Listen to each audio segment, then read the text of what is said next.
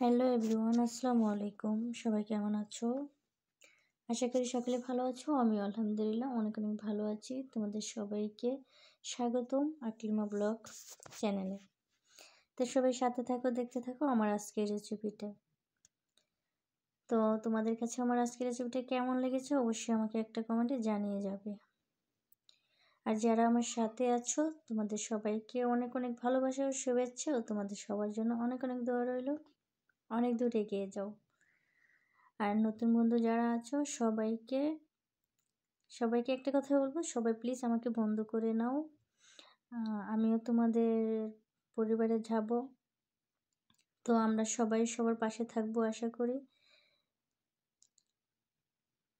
আমি আছি, থাকবো ইনশাল্লাহ।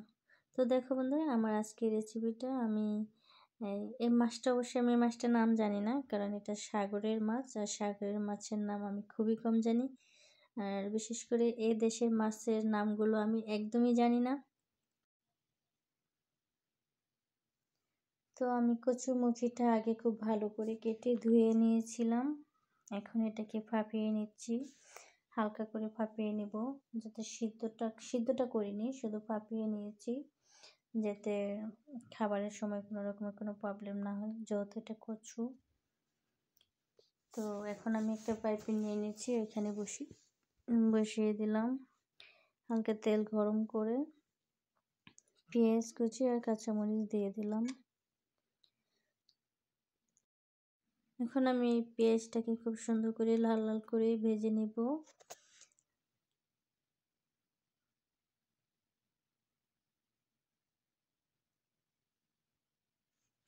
তো দেখো আমার পেঁয়াজগুলো ভাজা হয়ে গেছে। এখন আমি এখানে দিয়ে দিলাম রসুন, আর হালকা একটু আদা দিয়েছিলাম রসুনের সাথে।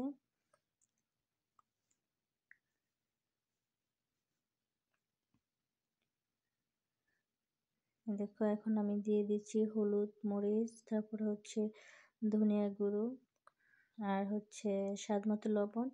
আর যে কোনো রান্নাতে আমি সবসময় মশলা কম খাই, মশলা কম খেতে চেষ্টাও করি সবসময়। যে কোনো খাবারেই মশলা বলো তেল বলো, অল্প মশলায় খাওয়াতে কিন্তু ক্ষতি না, বরঞ্চ খুবই উপকারী। মশলা যত কম খাইবা তত তোমার প্রবলেম কম হবে। তো সেক্ষেত্রে আমি সবসময় মশলা কম খাই। তো দেখো কালারটা কত সুন্দর হয়ে আসছে। আমি কিন্তু সবসময় ঝাল জিনিসটা খুবই কম খাই। দেখো এটাকে আমি খুব ভালো করে কষিয়ে নিব। তারপরে দেখো যে মশলার তেলটা ছেড়ে দিচ্ছে, তারপরে আমি এখানে দিয়ে দিব ফাঁপিয়ে রাখা কচুগুলো দিয়ে দিলাম।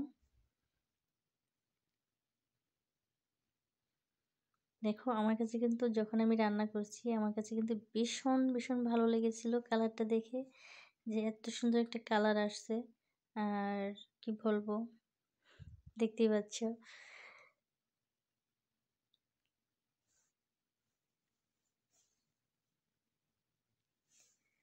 দেখো এটা আমি এখন রেখে দিয়ে কতক্ষণ ভালো করে কষিয়ে নেব। মশলার সাথে কচুটাকে কষিয়ে নিলে কিন্তু তরকারিটা খেতে খুবই মজার হয়। তাই দেখো আমি এটাকে খুব ভালো করে কষিয়ে নিয়েছি।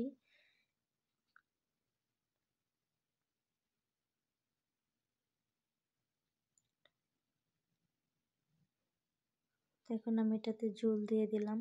তোমরা কে কি বলো জানি না, তো আমি এটাকে ঝুলি বলি। আমাদের মানে আমার মাতৃভাষা, আমার গাজীপুরের ভাষায় এটাই বলে, হ্যাঁ, যে তরকারিতে ঝোল দিলাম। তো বিভিন্ন জায়গায় হয়তো বিভিন্ন ভাষায় বলে। তো দেখো আমি আবারও কিছুটা ঝোল দিয়ে খুব ভালো করে ঢেকে দিয়েছিলাম। এখন দেখো বলক উঠে এসেছে। এখন এটাকে আমি খুব ভালো করে জাল করে নেব। কিছুটা মাছও আমি এখন দিয়ে দিব, কারণ মাছটা দিয়ে দিলে এই মাছটাতে তরকারির মশলাগুলো খুব ভালো করে মানে মিশে যাবে।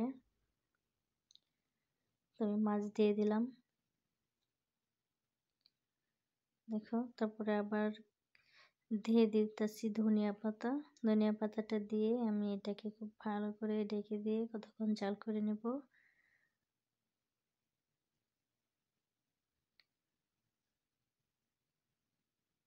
ঢেকে দিলাম।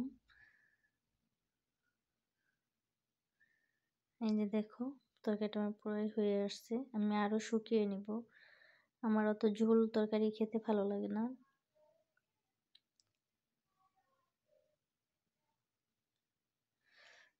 যার মনে মায়া বেশি তার জীবনে বোধ হয় কষ্টটাও অনেক বেশি।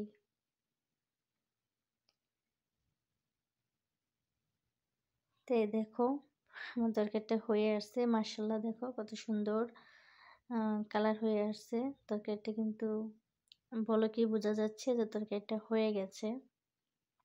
আমার একটা কচু কিন্তু ভাঙেনি, কিন্তু খুবই সাবধানে নেড়ে চেড়ে দিয়েছি যাতে কচুটা না ভাঙে। তো বন্ধুরা আজকে এ পর্যন্ত, সবাই ভালো থেকো, সুস্থ থেকো, আল্লাহ হাফেজ।